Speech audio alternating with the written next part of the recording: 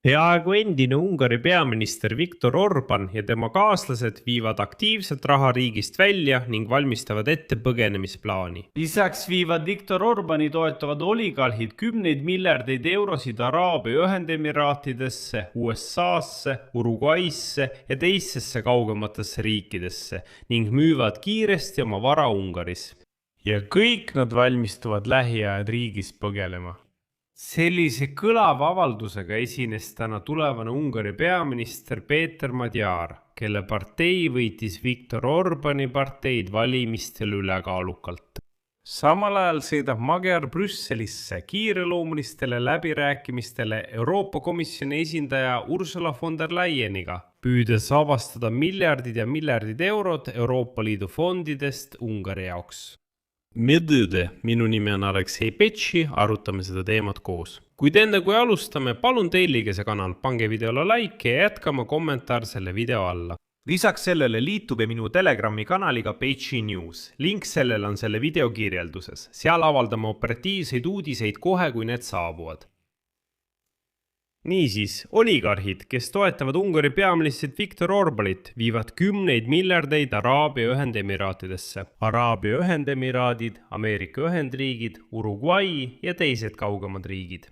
Péter Magyar, kelle partei Tissa võitis parlamendivalimistel, usub, et niinimetatud ärimehed, kes on alati olnud Orbani küna juures, valmistuvad lihtsalt riigist põgenema. Magyari sõnul on Ungari riiklik maksu- ja tolliamet peatanud mitu ülekannet, mis kuuluvad liitlase lähikonnale. Viktor Orbani liitlase Anton Rogani lisas ka, et nagu ta väljendus, Orbani mafioosod üritavad oma vara maha müüa. Järgneb Péter Magyari tsitaat. Ma olen korduvalt kutsunud üles peaprokuröri, riikliku politseikaptenit ja riikliku maksu- ja tolliameti juhti Ungaris kinni pidama kurjategijaid, kes võtavad Ungari rahvalt tuhandeid miljardeid forinte, et nad ei saaks põgeneda teistesse riikidesse enne Tissi valitsuse moodustamist. Tulevane Ungari peaminister kutsus kodumaisid ja välisinvestoreid üles mitte mingil juhul ostma Orbani maffia varasid, sest siis võivad nad sattuda riikliku vara tagastamise ja kaitseameti ette. See tähendab, et ta hoiatas. Loomulikult võite osta, aga kui hiljem tõestatakse, et need varad on saadud korruptiivsel teel, siis võetakse see vara seaduse alusel lihtsalt ära. Samuti rääkis Magyar, et mitu Orbanile lähedast oligarhi perekonda on juba Ungarist lahkunud.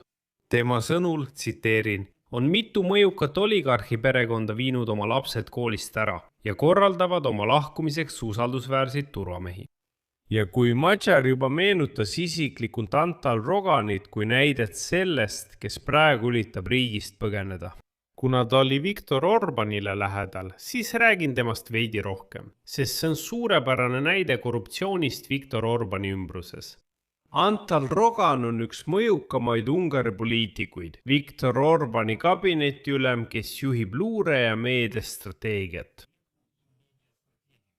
Ta on Orbani võtmetähtsusega liitlane, kes tagab juhtimissüsteemi toimimise. Kuid jaanuaris 2025 sattus ta äkitselt Ameerika Ühendriikide sanktsioonide alla korruptsiooni tõttu. Jah, juba Donald Trumpi ajal, kes ise toetas Orbanit nii aktiivselt. Aga tõsi, hiljem 2025 aasta aprillis otsustas Donald Trumpi administratsioon need sanktsioonid Anton Rogani suhtes tühistada. Nii salapäraselt, ilma selgitusteta, lihtsalt tühistati need. Rogan juhib Ungari ministrite kabinetti, mis teeb temast Orbani parema käe ja sisuliselt teise kõige mõjukama inimese. Samuti juhib ta Ungari tsiviilluureteenistusi. Teda peetakse ka partei Fideszi meediastrateegia arhitektiks, kes kontrollib valitsuse tegevuse kajastamist meedias. Ja juba see fakt, et Magyar võttis selle inimese käsile, näitab, et Magyar on tõsiselt valmis võitlema Orbani vana süsteemiga. Tundub, et ka Orban ise valmistab põgenemiseks pinnast. Lahkuv Ungari peaminister teatas pärast oma partei Fideszi hävitavat kaotust valimistel, et loobub oma parlamendiliikme mandaadist. Järgneb Orbani tsitaat. Praegu olen ma vajalik mitte parlamendis, vaid isamaalise liikumise ümberkorraldamisel. Mandaat, mille sain Fideszi nimekirja esimese kandidaadina, on sisuliselt Fideszi parlamendi mandaat. Seetõttu otsustasin sellest loobuda. Ja see oli Viktori Orbani kõige olulisem avaldus, sest siin on tähtis märkida, et Viktor Orban on juhtinud Fideszi parteid alates 1990 aastast ja sellest ajast saadik on ta erineval moel parlamenti valitud. 2010. aastal sai ta teist korda valitsusjuhiks, kuid nüüd, 16 aastat hiljem, on suurem osa Fideszi valijatest ilmselt pettunud Orbanis ja tema parteis. Orbani ja tema lähikonda süüdistavad kaasmaalased korruptsioonis ja elatustaseme languses Ungaris. Kuigi Orban, tuletan meelde, rääkis, et ta ostab Venemaalt odavat gaasi, odavat naftat ja ungarlased ei teagi, mis on kommunaalkulud. Selgus, et kommunaalmaksude eest maksavad nad siiski mitte kopikaid. Seetõttu otsustas Orban, nagu öeldakse, üldse kõrval astuda ja parlamendist lahkuda ning isegi anda parteijuhi koha oma parteikaaslasele. Ehk siis ta lahkus üldse Fideszist. Seetõttu ei imestama, kui Orban äkki, jutumärkides, ilmub kusagil väljaspool ja teatab oma vapra võitluse jätkamisest. Teate küll, nagu see endine Ukraina president Viktor Janukovitš, kui ta Venemaale põgenes rääkis, ta sealt veel mõnda aega, et jätkab oma tegevust justkui seadusliku presidendina. Lisaks teatati varem, et uus Ungari valitsus vaatab üle Orbani ametnike esitatud riikliku plaani, et saada odavat Euroopa rahastust ümberrelvastamiseks. Uma Diara väljendab muret korruptsiooniriskide pärast selles plaanis. Veel kord Viktor Orban, euroskeptik, kes on alati Brüsseli suunas süritanud, võttis raha just sellest samast Brüsselist ja veel tohututes kogustes. Te imestate kohe nende summade üle. Märgitakse, et plaani eesmärkide ja mahu ümbervaatamine vastavalt Ungari valitsuse prioriteetidel on täiesti võimalik. Ja Euroopa Komisjon nõustus selle plaani üle vaatama enne edasiste meetmete võtmist. Lenude skeem nimega SAFE käivitati eelmisel aastal Brüsselis, et tugevdada kaitsetööstust ja Euroopa Liidu valmisolekut Venemaa ohuks. See SAFE algatus jagab 150 miljardit eurot 19 Euroopa Liidu liikmesriigi vahel. Ja osa sellest rahast läheb kuhu? Ungarisse. Ehkki Orban ei armastanud Brüsselit eriti, pöörduta Brüsseli poole. Kuulge, teil on seal mingi uus programm, andke mulle ka natuke raha. Aga Magyar teatas nüüd, et tahab ettevõtete nimekirja uuesti üle vaadata ja otsuse teha tegelike vajaduste ning korruptsiooniriskide hindamise põhjal. Ja need samad korruptsiooniriskid on seotud Viktor Orbani valitsuse tööstuslike huvidega, kes praegu astub tagasi. Ja nüüd tähelepanu. Ungari 16 miljardi euro suurune rahaline pakett oli üks suurimaid Euroopa Liidus SAFE programmi raames. See pakett jäi alla ainult Poolale ja Rumeeniale ning ületas Prantsusmaa eraldised, kes palus EL-ilt 15 miljardit eurot oma taasrelvastamiseks. Nagu te aru saate, oli seal kindlasti midagi varastada ja on ilme, et Orbani lähikond tahtis selle rahastuse pealt teenida, sest kõik oleks läinud nende tootmisse.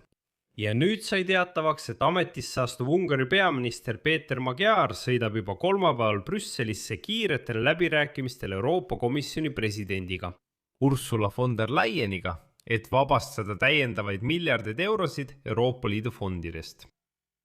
Nagu te teate, kiitis Brüssel sel nädalal neljapäeval lõpuks ametlikult heaks 90 miljardi euro suuruse laenu Ukrainale. Pärast seda, kui Budapest, mis oli Orbani ajal pikka aega vastu seisnud, loobus oma vastuväidetest. Sellega kõrvaldati Ungari valitsuse jaoks oluline poliitiline takistus nende püüdlustes taastada sidemed Euroopa Liiduga.